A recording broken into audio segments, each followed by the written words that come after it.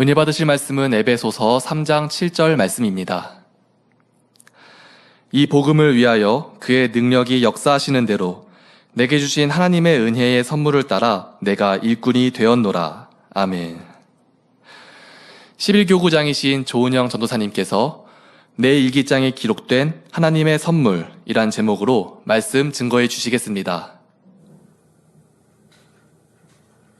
네, 아무것도 아닌 저를 부르셔서 하나님 자녀 삼아주시고 생명으로 인도해 주신 아버지 하나님의 크신 사랑에 감사드립니다. 또한 지극히 작은 저를 귀한 단에서 간증 설교할 수 있도록 허락해 주신 당회자님께도 감사드립니다. 오늘 간증 설교는 내 일기장에 기록된 하나님의 선물을 세 단락으로 나누어 말씀드립니다. 첫 번째, 주님을 영접하기까지 저의 삶에 대해 말씀드리겠습니다. 저는 충청북도 충주에서 일남 3녀 중 둘째로 태어났습니다. 저희 아버지는 양화점을 직접 운영하셨고 부동산 중개업도 겸하여 하시면서 그 당시 새마을 지도자 협의회 회장, 마을금고 이사 등 그 지역에서 할 수 있는 분야를 찾아서 봉사하시는 분이셨습니다. 어머니도 부업을 하시면서 음식을 잘하시기에 수시로 시루떡 등을 만들어 이웃분들에게 나눠주기를 즐겨 하셨지요. 두 분 모두 성실하시고 가정적이셨기에 우리 사남매는 부족함 없이 성장할 수 있었습니다. 제 아버지는 제가 중고등학교 시절 가죽 구두를 만들어주시고 아침에 학교 갈 때면 구두를 반짝반짝 닦아주시던 모습이 떠오릅니다. 평소 두 분의 금실은 좋았지만 한번 의견 충돌이 생기면 동네가 떠나갈 듯한 큰 소리로 다투는 모습을 여러 번 보았지요. 말로 다투셨지만 어떻게 하면 두 분의 다툼을 멈추게 할 수 있을까 하며 우리 사남매는 우리가 둘씩 편을 갈라서 응원해 보자고 했습니다. 아버지는 소띠, 엄마는 호랑이띠였기에 황소 이겨라, 호랑이 이겨라 하며 열심히 응원을 했지요. 부모님은 고래고래 다투시다가 우리 모습을 보시고는 어이가 없으셨는지 웃음을 터뜨리시며 다툼을 멈추신 적도 있었습니다. 저희 가정 환경은 겉보기에는 별 문제 없는 것 같았지만 주님을 영접하고 보니 영적으로는 어둠의 가정이었습니다. 친할머니는 막내 아들을 낳고 돌아가셨기에 할아버지는 아이들 5남매를 키워줄 분을 만나 재혼을 하셨다고 하지요. 저희 어머니가 시집와서 시부모님을 모시고 살았는데 시어머니께 신내림이 있어 어머니는 신을 모시는 일을 돕는 이른바 신뒷바라지를 하셨답니다. 어머니는 큰딸을 낳고 너무 힘이 들어 분가를 했지만 시어머니의 신기가 며느리인 어머니에게 영향을 미쳤다고 하지요. 어머니는 그로 인해 가끔 아프셨고 병원에 가도 병명은 없었으며 한 번 자리에 누우면 며칠이 가도 낫지 않았습니다. 급기야 무당을 불러다 구술하면 그제야 자리에서 일어나시곤 했지요. 신을 받아들이라는 신병이었습니다. 그럼에도 어머니는 내가 죽을지언정 내 자녀들을 무당 자식으로 만들 수 없다며 완강히 거부하셨다고 합니다. 언니가 대학에 진학하면서 CCC라는 대학생 선교회 모임에 가입하여 교회를 다니기 시작했지요. 그러다 언니에게 성경이 있는 것을 보고 어머니는 대노하셨고 집안에 종교가 2개면 망한다고 교회를 다니지 못하도록 핍박도 하셨습니다. 그 이후 승승장구하던 집안의 가세는 제가 대학교 1학년 겨울방학쯤 잘못된 보증으로 모든 재산을 잃게 되었지요. 그래서 부모님은 서울로 올라오게 되었고 고등학생이었던 두 동생들은 충주에서 자취를 하게 되었습니다. 아버지는 저에게도 대학 휴학을 하고 직장 생활을 할 것을 말씀하셨지만 저는 한번 휴학을 하고 나면 복학하기는 쉽지 않을 것 같았지요. 저는 학업을 중도에 포기할 수 없었습니다. 이후 학비와 생활비는 제가 감당해야 했지요. 아버지는 미안하다 하시며 가끔 동생들을 돌아봐 달라고 하셨습니다. 저는 그때부터 장학금을 받기 위해 더 학업에 열중하며 아르바이트를 했지요. 저는 1989년 2월 대학을 졸업할 때쯤 잡지회사 전산팀에 입사하여 근무하다가 삼성전자 PC교육 시스템에 지원했습니다. 저는 그곳에서 학교로 파견 근무하며 3년 동안 학생들에게 컴퓨터 교육을 하였지요. 그 후 정보전산학원에서 고등학생들과 일반인들 자격증반을 교육하였으나 직장 생활로는 많은 돈을 벌 수 없었습니다. 지인의 권유로 윤선생 영어를 하게 되었고 저는 열심히 하여 지사에서 줄곧 1등을 했습니다. 퇴근 후 저녁에는 과외를 했는데요. 월수금요일은 영어 수학, 화목요일은 컴퓨터 과외를 하니 고수익을 올릴 수 있었습니다. 여동생은 고등학교 1학년 때 전도를 받아 교회를 다니기 시작했지요. 대학 졸업 후 친구의 권유로 1994년 봉교회에 남동생과 함께 등록을 하며 봉교회에 국악관현악단을 만드는 것이 꿈이라고 했습니다. 저의 친정 부모님은 동대문에서 식당을 운영하시다가 어머니의 심한 무릎 관절로 식당을 그만두게 되셨지요. 어머니는 동네 지인들로부터 전도를 받아 모 교회를 다니게 되셨습니다. 처음 교회에 간 날부터 몇 주간 교회 갈 때마다 통해자복을 하였고 무릎 관절염도 치료받으셨지요. 시편 103편 3절에 그가 내 모든 죄악을 사하시며 내 모든 병을 고치시며 말씀대로 하나님께서는 이전에 우상을 섬겼던 모든 죄를 사해 주시고 무릎 관절염까지 치료해 주신 겁니다. 그때부터 어머니는 아버지도 전도하여 열심히 신앙생활 하셨고 언니도 동생들도 교회 다니는데 오직 저만 교회를 다니지 않았지요. 저의 가족들은 신년 기도 제목에 저를 위해 가정복음화라는 기도 제목들을 쓰며 금식 기도를 했다고 합니다. 저는 1992년도에 결혼을 해서 첫 딸을 낳았고 둘째 아이 임신 중이었지요. 동생들은 틈만 나면 동대문에 살고 있던 저에게 와서 전도했습니다. 저는 우리 시댁은 불교 집안이야. 난 절대 교회 안 갈 테니 귀찮게 하지 마 하며 그런 말 하려면 우리 집에 오지도 말라고 했지요. 남편은 사남매 중 막내로 외아들이었기에 태몽이 딸이었다고 하시면서도 시부모님은 저에게 간절히 아들을 원하셨습니다. 저는 주님 영접하기 전이었기에 내가 며느리로서 시부모님께 효도하는 길이 아들을 낳아드리는 거구나 하며 남편을 설득하여 태중의 아이를 지우기로 했지요. 그러나 저희 딸 아이가 아장아장 걸어다니는 모습을 보면서 눈물이 왈칵 쏟아졌습니다. 태중에 있는 아이가 태어나면 저런 아이가 될 텐데 하며 낙태가 한 생명을 죽이는 것임을 깨닫게 되었고 다시 마음을 돌이켜 태중에 있는 아이를 낳기로 했지요.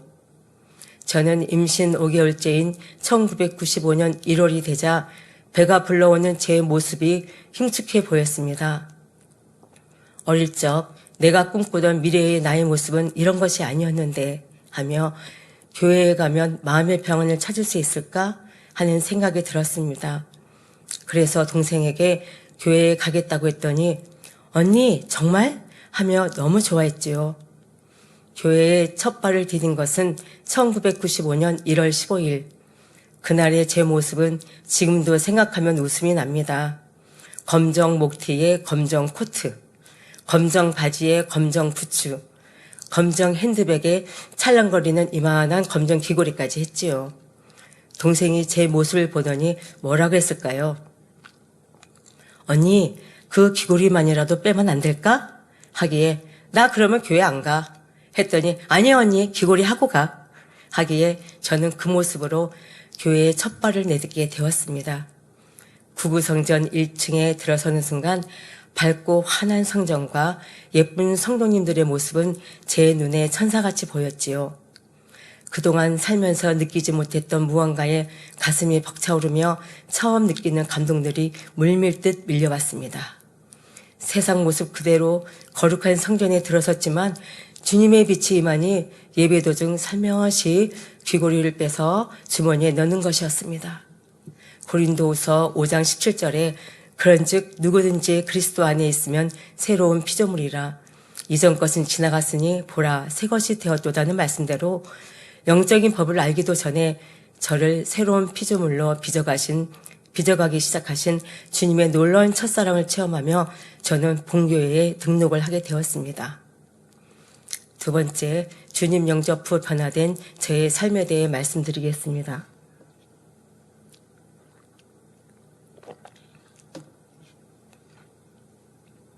저는 교회 등록 후 매주일 교회에 가는 것이 좋았습니다.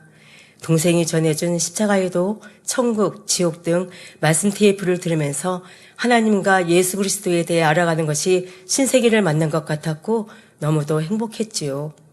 어느 날 친정에 갔는데 어머니가 다니시는 교회 권사님이 태중에 있는 아이가 딸이어도 기도하면 아들로 바뀔 수 있는데 라고 하시는 겁니다. 저는 속으로 그런 게 어딨어요? 하며 집으로 돌아왔는데 그분의 말이 계속 떠올랐습니다. 그래, 아들을 낳게 해달라고 기도해보자. 믿져야 본전이지 하는 마음으로 기도를 시작했습니다. 무조건 아들을 낳게 해달라는 기도는 육적인 기도이니 하나님을 기쁘시게 해야 한다기에 아들을 낳아 믿지 않는 시부모님 구원시켜주세요 라고 기도를 했습니다. 임신 7개월쯤 주일 예배 설교 중에 이정순 권사님께서 가장 소중히 여겼던 금가락지를 하나님께 드리고 하나님을 기쁘시게 하셨다는 말씀을 듣고 저도 하나님을 기쁘시게 해야겠다는 마음을 갖게 되었지요. 결혼할 때 받은 모든 폐물과 딸아이 돌 100일 때 받은 금반지 뭉치를 모두 봉투에 담았습니다. 기도 제목에 아들 시부모님 구원이라 쓰고 원로 목사님께 기도를 받았지요. 그리고 정기 검진 받을 때 의사에게 성별을 물어보니 분홍색 준비하시면 됩니다 하시기에 딸이구나 하며 혹시나 해서 동네 산부인과에 가서 다시 초음파 검사하며 성별을 물어보았는데 역시 여자이라고 했지요. 저는 원래 여자였는데 하며 계속 기도했습니다. 임신 8개월쯤 기도를 하던 중 예전에 직장 다니면서 만들어 두었던 재형저축 은행 통장과 함께 노란 봉투가 떠오르는 것이었습니다. 이 장면이 너무 선명하여 동생에게 얘기했더니 통장에 있는 돈을 노란 봉투인 건축헌금 봉투에 넣어 하나님께 드리면 응답받을 수 있다고 했지요. 저는 망설임 없이 같은 기도 제목을 쓰고 원로 목사님께 기도를 받았습니다. 그리고 다시 의사에게 성별을 물어보았는데 의사가 뭐라고 했을까요? 이번에도 공주님이네요 하시는 겁니다. 다시 동네 산부인과에 갔는데 역시 딸이라고 했지요. 저는 원래 딸이었는데 하며 아무렇지도 않았습니다. 1995년 5월 원로 목사님께서 인도하신 2주 연속 특별 부흥성회가 시작되었습니다.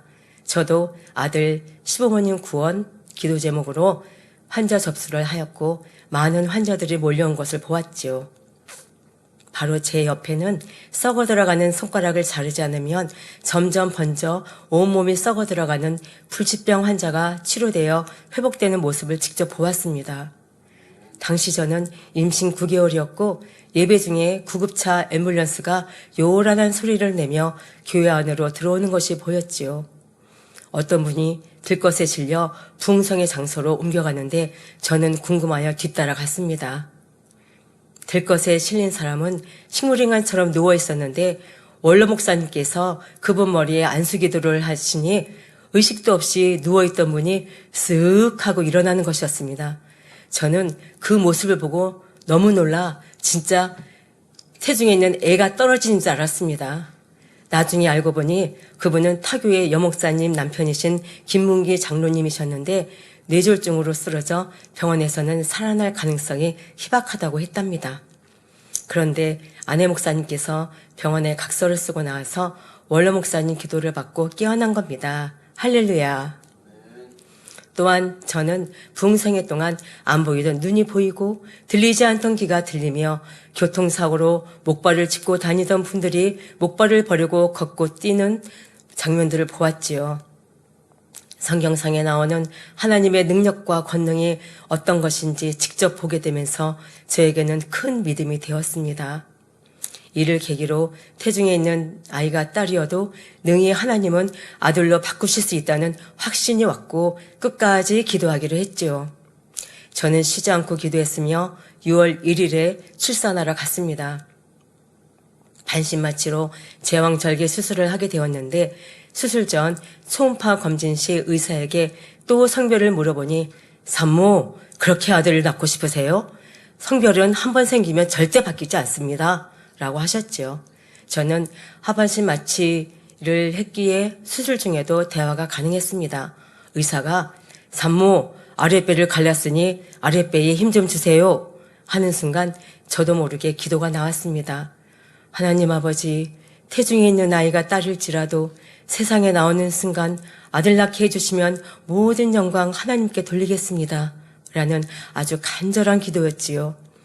옆에 있던 마취과 의사가 산모, 교회 다니세요? 하기에 네 하는 순간 의사가 또 딸이네요, 딸이네요 하며 노래를 부르더니 갑자기 헉 하고 소리를 질렀습니다. 고치 있다! 산모! 아들입니다! 하는 것이었죠. 저는 의사의 말을 믿을 수가 없었습니다. 저 위로 안 해주셔도 돼요. 두 공주 예쁘게 잘 키울 겁니다. 했더니 의사가 산모 진짜 아들입니다. 하는 것이었죠. 저는 지금까지 계속 딸이라고 하셨잖아요. 직접 보지 않으면 믿을 수 없어요. 라고 말했습니다. 저는 아들임을 확인하는 순간 응답해 주신 하나님께 감사합니다. 감사합니다 하며 폭포수와 같은 감격을 멈출 수 없어 엉엉 울었지요. 소식을 들은 시어머님은 너무 좋아서 대성통곡을 하셨고 친정어머니는 식당에서 소식을 듣고 할렐루야 하시며 식당 손님들 모두에게 커피를 대접하셨답니다. 친정아버지는 병원에 오셔서 27년 만에 아들을 보았다고 하시며 너무 기뻐 자꾸 눈물이 난다고 하셨지요. 그날 밤 시아버님은 우리 집안에 경사가 났다고 하시며 아버지와 두 분이 밤새도록 술을 드셨답니다. 예레미야 32장 27절에 나는 여호와요 모든 육체의 하나님이라 내게 능치 못할 일이 있겠느냐는 말씀대로 저는 딸이 아들로 바뀌는 기적적인 하나님의 권능을 체험했습니다. 할렐루야. 저는 믿음을 가지고 응답받을 수 있도록 기도해 주시고 인도해 주신 원로 목사님의 은혜에 감사하여 하나님을 위해 살아야겠다는 결심을 하게 되었지요. 그때부터 저는 어떻게 하면 믿음이 빨리 성장할 수 있을까 하며 주의 이름으로 모이는 곳에는 빠지지 않고 참석하기에 힘썼습니다. 매주 주일 예배와 금요철화 말씀 테이프를 사서 집에서 몇 번이고 듣고 들으면서 말씀을 붙잡고 기도하는 삶을 살기 시작했지요. 빨리 일꾼이 되어 원로 목사님의 힘이 되고 싶었습니다. 동대문에서 살고 있던 저는 1995년 8월 성전 가까이에 있는 친정 옆 개봉동으로 이사를 했지요. 1996년도에는 부구역장 사명을 받았고 부활절에 세례를 받았습니다. 아들의 첫 돌을 지내고 교회에서 안내요원이 되었지요. 그 다음해에는 주일에 본당에서 고정 안내를 하게 되어 한복을 입어야 하는데 갓돌 지난 아들이 어려서 누군가 봐주지 않으면 할 수가 없는 상황이었습니다. 그래서 타교에 다니시던 어머니에게 부탁을 드렸더니 주일마다 오셔서 아들을 봐주시게 되었고 어머니는 자연스럽게 본교회에 등록을 하게 되었지요. 본교회에 저와 함께 등록했던 언니와 더불어 온 가족이 만민에서 함께 신앙생활을 하게 되었습니다. 저에게 안내위원의 사명이 없었다면 어머니는 우리 교회로 오시기가 쉽지 않았을 겁니다. 합력하여 선을 이뤄주셨지요. 저는 1997년도에 집사가 되면서 교구에서는 구역장, 성교에서는 기관장이 되었습니다.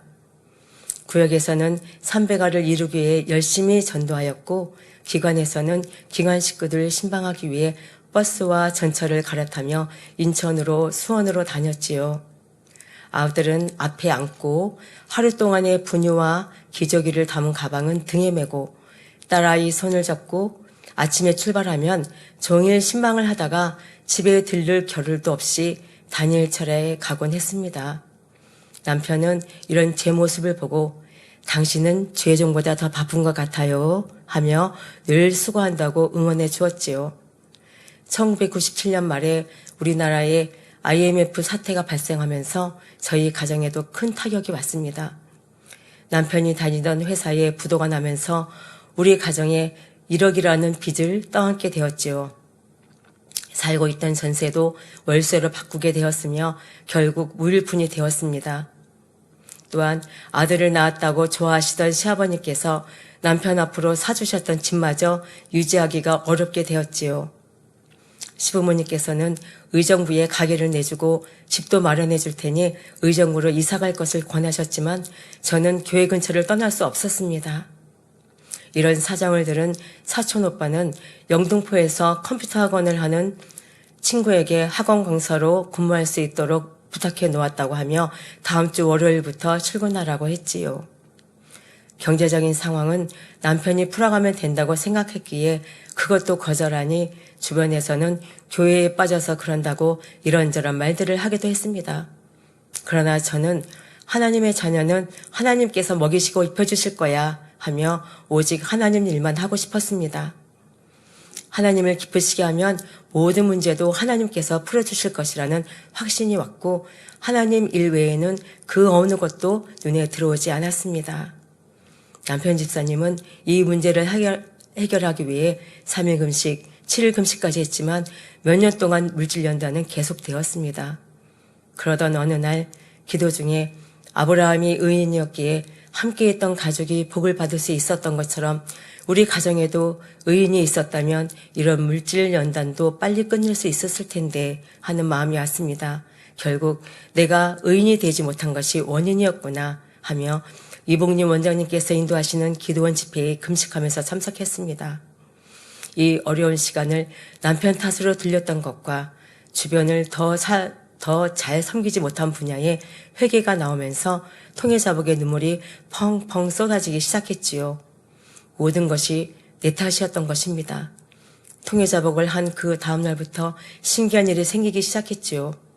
집에 빨간 딱지를 붙이러 왔던 은행에서 전화가 왔는데 이자는 받지 않겠으니 원금이라도 조금씩 갚아달라는 것입니다. 연이어 다른 은행에서도 전화가 왔고 카드회사 등 모두 5통의 전화를 받았지요. 모든 것을 내 탓으로 여기고 회개하며 통해자복하니 얽히고 설켰던 경제적인 문제들이 실타래에 풀어지듯 풀리기 시작했습니다. 욥기 42장 6절에 그러므로 내가 스스로 하나고 티끌과 재 가운데서 회개하나이다 한 욥의 고백처럼 남의 탓이 아니라 내 탓임을 고백하며 회개할 때 하나님께서는 꽁꽁 묶였던 물질 문제를 하루아침에 풀어주셨지요. 하나님께서는 제가 마음의 의를 이루기를 원하셨던 것입니다. 저는 그 후로 성경을 정독하며 다니엘 철학을 1년 동안 작정하여 기도하면서 내실을 다지고자 했지요.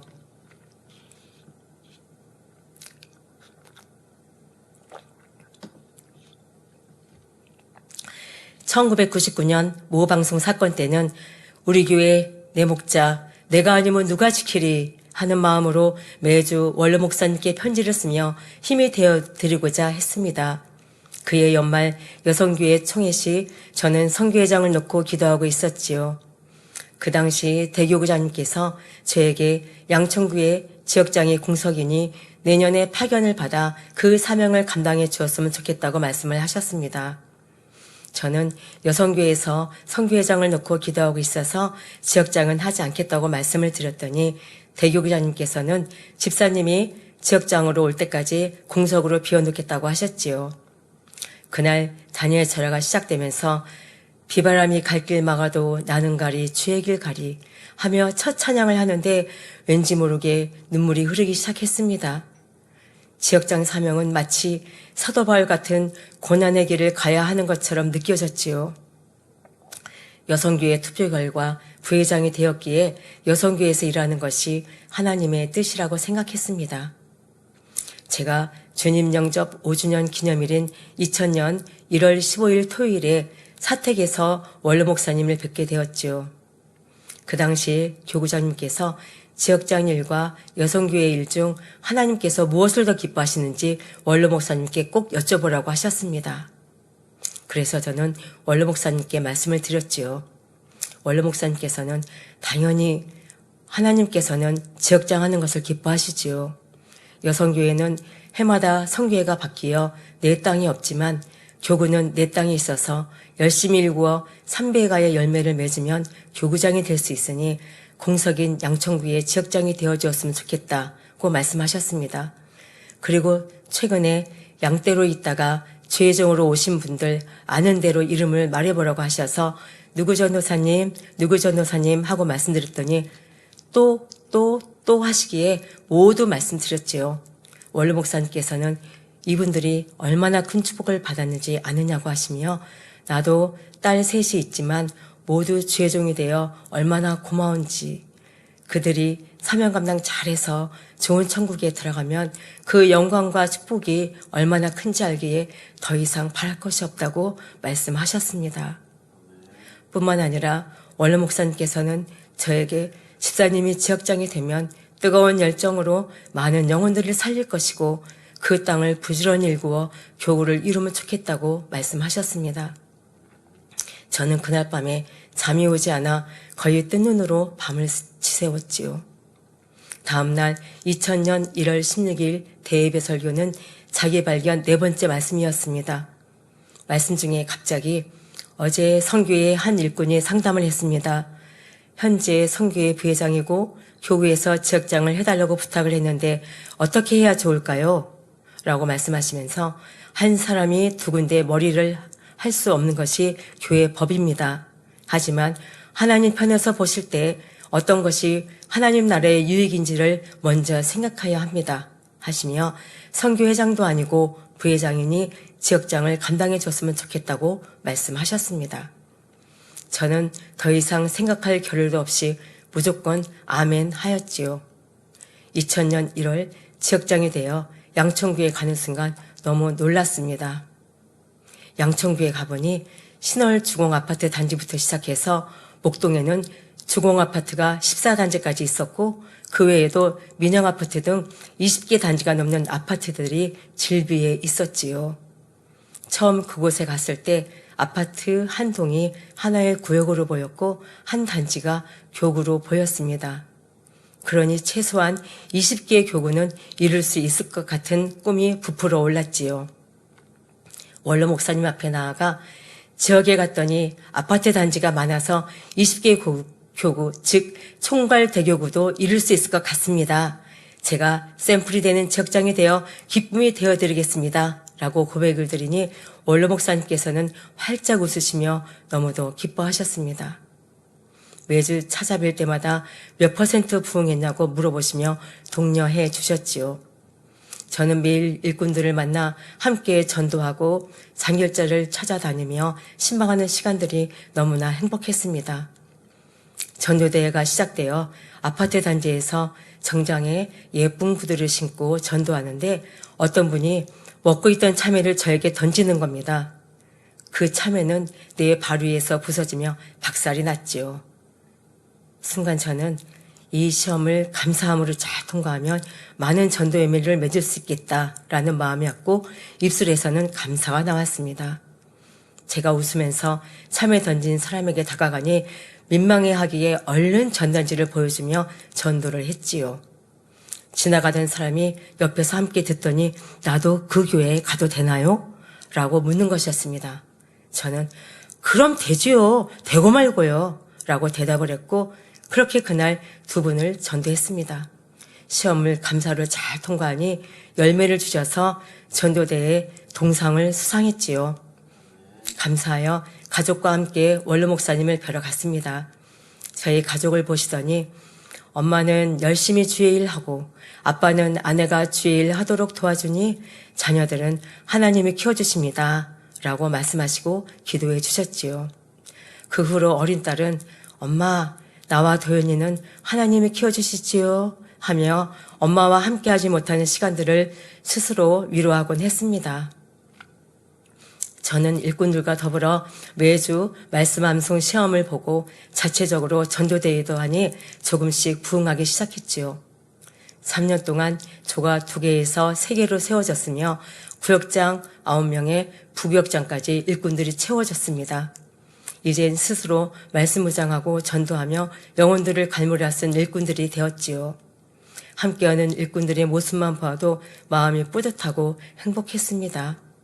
그런데 2002년 말 교구 조직이 바뀌면서 제가 살고 있는 개봉동 지역장으로 가야 된다고 했지요.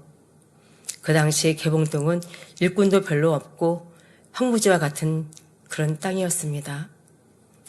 2003년부터 개봉동, 고척동 지역에서 지역장 사명을 감당하기 시작했습니다. 아직 교구도 이루지 못했는데 하며 열매 내기 위해 삼일금식 12번을 작정하여 드렸지요. 교구장님과 신방하는 날 외에는 전도하며 장렬자를 찾아다녔습니다. 직장 다니는 성도님들은 밤에 집으로 찾아가 만나면서 교구장님 신방을 받도록 했지요. 교구장님께서 금요일에 신방 오셔서 장렬자나 직장 다니시는 분들 신방하시다 보면 밤 10시가 넘곤 했지요. 그래서 신방 장소에서 곧바로 금요철야 예배에 가시는 날도 많았습니다. 이런 신방을 통해 장렬자들이 살아나니 열매가 나기 시작했지요. 그해 5월 2주 연속 특별 부흥성회가 시작되었습니다. 첫 주 금요일 구역 예배를 드리기 위해 차를 골목길 언덕 위에 잠시 세워놓고 성도님 모시러 가던 중이었습니다.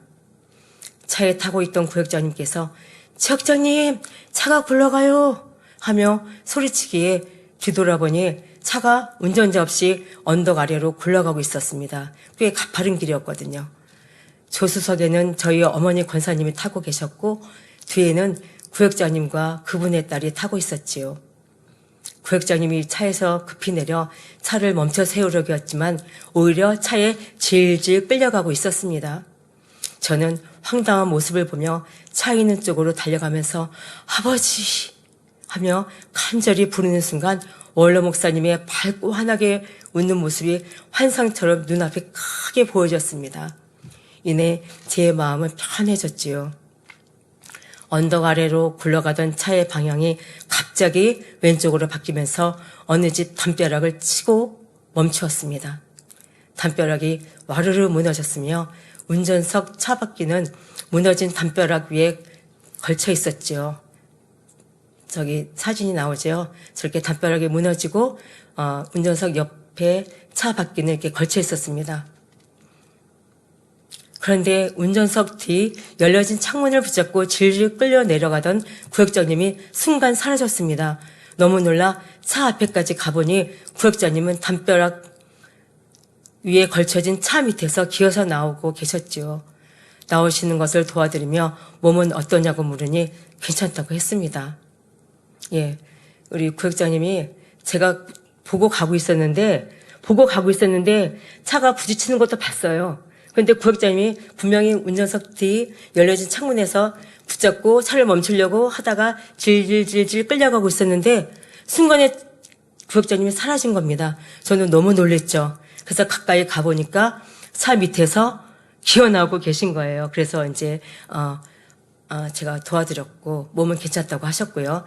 그래서 차 옆에 있었다면 담벼락과 차 사이에서 어떻게 되었겠습니까? 지금 사진 보셨죠? 네. 완전 상상만 해도 끔찍한 상황이었죠. 하나님께서는 구역장님을 차 밑으로 넣으시고 몸을 보호해 주셨던 겁니다. 또한 조수석에 앉아 계시던 어머니와 뒤에 타고 있던 구역장님 딸도 무사했지요. 교구장님께 연락을 드리니 놀라시면서 곧바로 달려오셨습니다. 구역장님이 차 밑에서 나왔기에 혹시 뼈가 잘못될 수도 있다고 하시면서 구역장님을 인근 병원으로 옮기셨지요.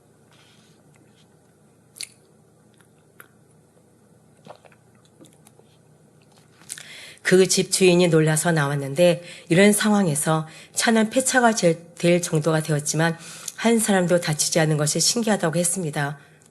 그래서 저는 하나님을 믿으면 이런 기적적인 일들을 체험할 수 있다고 하며 전도했지요. 아까 그 사진 보셨죠? 그 주인이요. 제가 전도했는데요.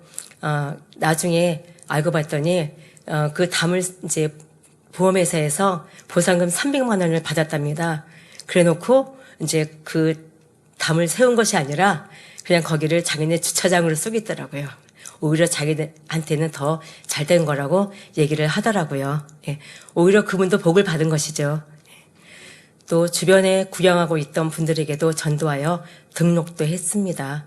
구역장님은 병원에서 진찰한 결과 아무 이상이 없었고 보험회사에서 보상금까지 받게 되었지요. 받은 보상금에서 11조를 떼고 남은 금액이 밀린 11조였다고 하시며 부흥성의 기도 제목에 응답받았다고 매우 기뻐했습니다. 그때 원로 목사님께서는 단에서 이런 간증을 해주신 후 사고의 원인이 제가 사이드 브레이크를 채우지 않았기 때문이라고 말씀하셨지요. 또한 전에 타고 다니던 차가 바꿀 때가 되었나 보다 말씀하시며 헌차 대신 새 차 주시려고 폐차된 것 같습니다. 남편이 좋은 새 차 사주실 겁니다. 라고 하셨지요. 이 말씀을 들은 남편 집사님은 지역장 사명 감당을 위해 차가 꼭 필요한 것을 알았기에 중고차를 알아보다가 새 차로 바꾸게 되었고 저는 새 차를 얻는 축복을 받았습니다. 저의 급한 성격으로 사이드 브레이크를 채우지 않았던 실수로 인해 폐차시킬 정도로 큰 사고가 났지만 하나님의 목자의 공간 안에서 모두 지킴받고 응답받고 축복받을 수 있었습니다. 저는 이 사고를 계기로 정차나 주차할 때는 기어나 사이드 브레이크를 한 번 더 점검하는 습관을 가지게 되었으며 급한 성격도 바꾸기 시작했지요. 합력하여 선을 이루시는 아버지 하나님께 감사하며 영광을 돌렸습니다. 부흥성에 통해 영육간의 큰 축복을 받은 후 저는 더 뜨겁게 사명 감당하며 열매 내기에 힘썼지요. 결국 그 해에 지역이 43% 정도의 열매로 우수지역장을 수상했습니다. 세 번째, 주의 종이 되어 받은 영적인 축복을 말씀드리겠습니다. 2003년 순구용신 예배 시 신비한 체험을 했습니다. 원로 목사님께서 2004년 첫 번째 기도 제목인 거침없는 하나님의 역사에 대해 설교하시던 중이었지요. 올해부터는 그릇이 준비되는 만큼 하나님께서 들어쓰신다는 말씀을 하시는데 제 앞에 신학이라는 글자가 하얀 빛으로 보였습니다. 저는 너무 놀라 예배 중에 손으로 휘 저어 보았지만 신학이라는 글자는 지워지지 않았지요. 그 글자는 한참 동안 있었는데 제가 설교에 집중을 하다 보니 어느새 사라졌습니다. 너무 신기하기에 원로 목사님께 여쭤보았지요. 원로 목사님께서는 신학 하면 좋지. 그런데 남편은, 즉 아내가 신학하는 것에 대해 남편은 어떻게 생각하는지 물으신 겁니다. 남편은 주의 종 복이 잘 어울릴 거라고 예전부터 얘기해 왔다고 말씀드렸지요. 원로 목사님께서는 그러면 이왕 충성하는 거 주의 종이 돼서 충성하면 그 영광과 축복이 다른데 부지런히 해서 교구장도 하고 대교구장도 해야지 라고 말씀하셨습니다. 저는 그 자리에서 아멘 하였고 즉시 신학교에 원서를 제출했지요. 2004년도에 연합성결신학교 3학년 야간으로 편입학했습니다. 낮에는 지역장 사명을 감당했고 야간에는 신학교에 가서 공부했지요. 그러면서 탈북자 선교회 모임인 주사랑 선교회 초대 부장으로서의 사명도 감당하며 바쁜 1년을 보냈습니다. 2004년 10월 31일에 원로 목사님을 뵈었을 때 내년에는 부교구장으로 가야 하는데 어떻게 기도했느냐고 물어보셨습니다.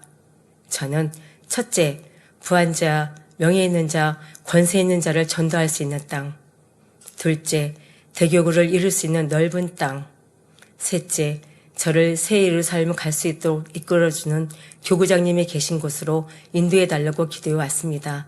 라고 말씀드렸더니 기도 잘했네요 하시며 그런데 그 땅이 어디죠? 라고 물어보시더니 서초 강남? 하시는 것이었습니다. 저는 아멘 했고 2005년 당시 서초 강남이 있는 19교구 부교구장으로 첫 임명을 받게 되었지요. 저는 이렇게 주의 종의 길을 가게 되었습니다. 낮에는 부교구장의 사역을 감당하고 저녁에는 신학교로 향했지요. 주의 종이 되어 충만할 것만 같았던 부교구장의 사역에 영적인 비바람이 몰아치기 시작했습니다. 상하 관계 속에서 제 생각과 맞지 않는 일들이 생기기 시작했지요. 그런 상황을 교구장님께 말씀드리면 부교구장님이 무조건 섬겨야 된다고만 하시니 저는 이해가 되지 않아 매일 눈물로 기도할 수밖에 없었습니다. 아무리 생각해도 내가 잘못한 것은 없는 것 같았거든요.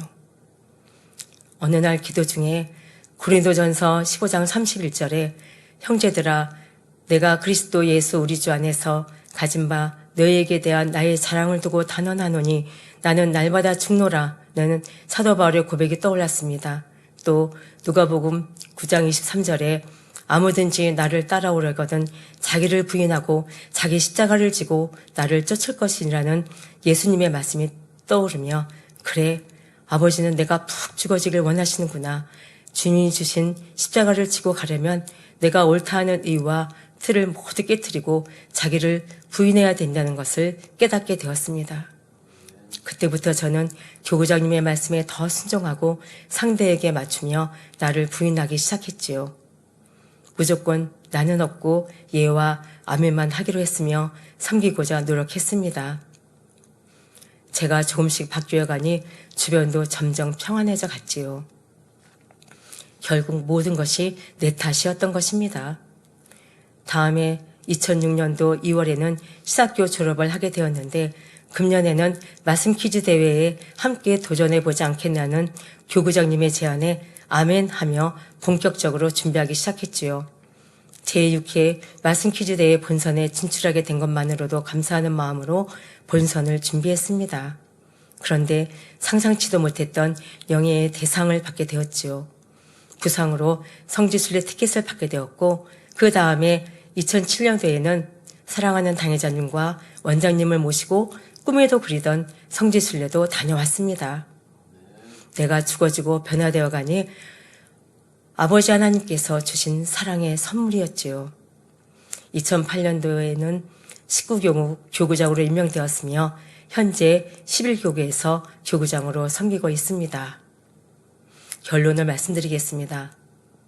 사랑하는 성도 여러분, 믿음의 길을 가는 제1기장에는 종종 비바람이 몰아치는 듯한 위기와 연단의 순간들이 있었습니다. 그러나 욥기 23장 10절에 나의 가는 길을 오직 그가 아시나니 나를 단련하신 후에는 내가 장군같이 나오리라는 말씀대로 하나님께서는 그 연단들을 통해 저를 다듬어 오셨습니다. 하나님의 사랑 안에서 믿음으로 전진했을 때 하나님께서는 딸을 아들로 바꿔주셨고 물질 연단 가운데서 내 탓으로 돌리며 통해사복하니 축복으로 바꿔주셨으며 황무지에 장미꽃이 피어나는 기적도 체험케 하셨지요. 결국 연단은 축복의 길이었으며 하늘을 두루마리 삼고 바다를 먹물 삼아도 다 쓸 수 없는 하나님의 크신 사랑이었습니다. 그리고 하나님은 제 눈앞에 신학이라는 빛을 보여주시고 주의 종의 길을 열어주셨지요. 본문 에베소서 3장 7절에 이 복음을 위하여 그의 능력이 역사하시는 대로 내게 주신 하나님의 은혜의 선물을 따라 내가 일꾼이 되었노라는 사도 바울의 고백대로 저는 하나님이 주신 은혜의 선물을 따라 주의 종이 되었습니다. 저는 영혼들을 푸른 초장과 쉴만한 물가로 인도하며